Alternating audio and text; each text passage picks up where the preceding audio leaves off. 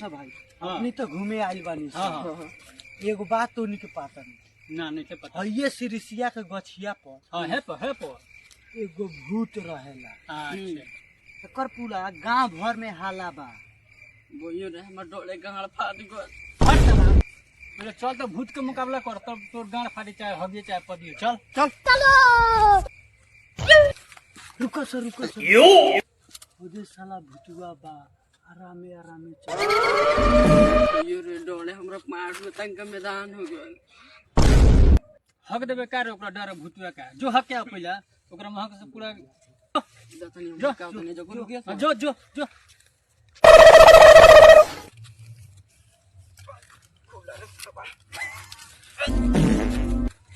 कौन सरवा होगता चले तो कर गाड़ फारता नहीं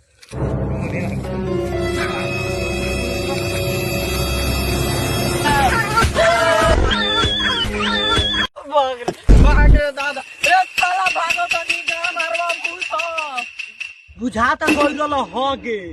बुझाता कोस के ले ओकरा के तो तोरो मरवा को भाग जल्दी बाल सब